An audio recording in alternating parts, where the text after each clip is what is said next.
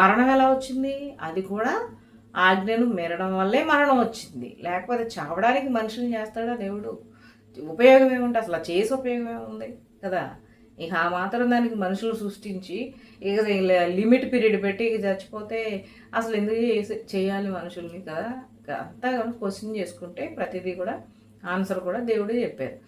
కాబట్టి పాప పరిహారార్థ బలిగా ఒక గొర్రెను, మేకను, పక్షును అతని సామర్థ్యం కొలది అతను అర్పించాలి.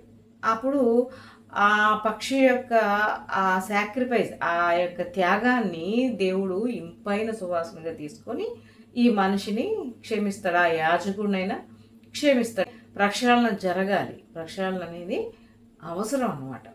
ఆ విధంగా పాపానికి ప్రాయశ్చిత్వం అనేది ఇప్పుడు నేను క్రీస్తు గురించి ఎందుకు మాట్లాడుతున్నానంటే, ప్రస్తుత దుష్టకాలంలో నుంచి విడిపించటానికి దేవుడు ఆయన చిత్త ప్రకారము యేసుక్రీస్తు ద్వారా మనకు కృపయు సమాధానాన్ని విస్తరించడం అంటే తరతరాలకి కూడా దాన్ని వ్యాపింపజేశాడు అనమాట. యేసుక్రీస్తు తర్వాత జరిగింది అది. యేసుక్రీస్తు ముందు ఇంచుమించు 2000 సంవత్సరాల క్రితం నుంచి చెప్తూనే వస్తున్నారు. అయ్యి ఒక 2000, జలప్రళయానికి ముందు 2000, అప్పుడు చెప్పేవాళ్ళు అప్పుడున్నారు. తర్వాత 2000లో బోధించే ప్రవక్తలు ఉన్నారు. ఇజ్రాయెల్ సమాజం ప్రపంచం ఎదుట ఉంది. ఆ తర్వాత చాలామంది అప్పుడు కూడా యూద దేవుణ్ణి వెంబడించిన వాళ్ళు కూడా అక్కడ ఉన్నటువంటి జనాంగాల్లో ఉన్నారు. ఇప్పుడు కూడా ఈ క్రీస్తు సువార్త అన్ని దేశాలకి, ప్రపంచం అంతా కూడా ఎంతోమంది త్యాగాలు వాళ్ళు ఎందుకు చేశారు అని అంటే, దేవుడు ఆయన ప్రేమను వాళ్ళల్లో ఉంచి వాళ్ళని నడిపించారు కాబట్టి వాళ్ళు సువార్త చేశారు. ఆ సువార్త ఇది ప్రపంచానికి చెప్పండి అయ్యా, మరణించిన వాడికి, పాపం చేసిన వాడికి కృప అవసరం, క్షమాపణ అవసరం, రక్త ప్రోక్షణ అవసరం.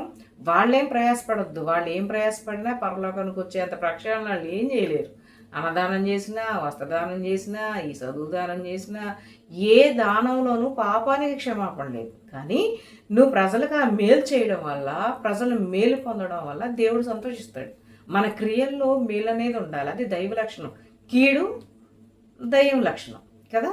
మేలు దైవ లక్షణం అన్నమాట. మేలు, కీడు, పవిత్రత, అపవిత్రత, మంచి, చెడు, ఇవన్నీ కూడా రెండు ఉన్నాయి.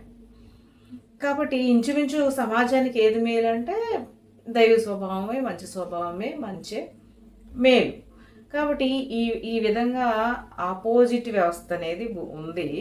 కాబట్టి ఏంటంటే ఇప్పుడు నువ్వు తప్పు చేసావు, ఏ ప్రేరణతో చెయ్యి, కానీ నీకు క్షమాపణ అనేది ఉంది.